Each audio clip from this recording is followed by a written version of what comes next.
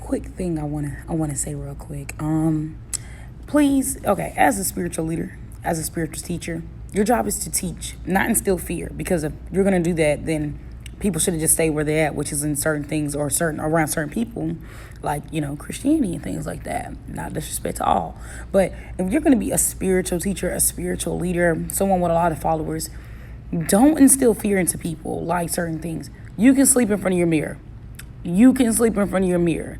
I've slept in front of a mirror all my life. I just did it last night. I do it all the time. Mirrors are not the only gateways to portals. You can be a portal. Your body is a vessel, right?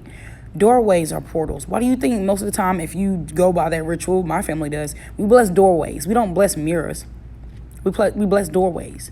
Like, doing things like covering your mirrors and stuff. You don't have to do none of that. Do not let people instill fear in you. If ain't shit been happening the whole time that you've been doggone here, then keep doing what you're doing, okay? Unless you're doing something like scrying in mirrors and doing it unsafely, don't know what you're doing, who you're talking to, that's a different story. That's just the same thing, like playing with a Ouija board.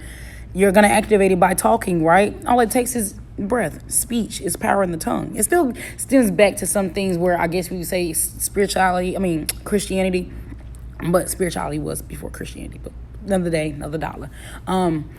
But don't let people scare you into these weird tactics. I'm telling you, because there's no point in that. The hauntings that I had as a child were based off the land, based off what had happened in the home and certain things like that. Yes, if you have a haunted house and mirrors and stuff or whatever around, they can come through any kind of way. You got doorways. They're going to come through that.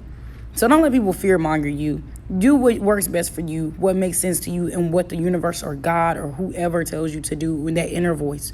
Listen to this more than people like me either. I mean, I know I'm cool and I know I teach and stuff like that, but I'm going to help you out. And I'm going to tell you, you don't always got to listen to me either. So what works for you is what works for you. Okay?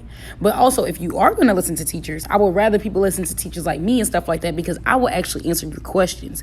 The type of people that want to teach but don't want to answer your questions but rather just fear-monger you. Oh, I'm not going to explain why we do this. I'm not going to explain why we do that. This is beyond the gatekeeping part. You're talking to our own people, especially when it comes to black people and ATR. Why are we gatekeeping from each other?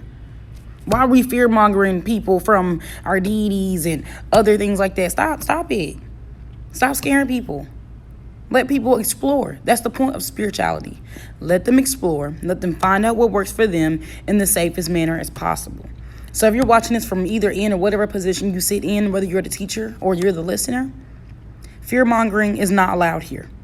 Point blank, period.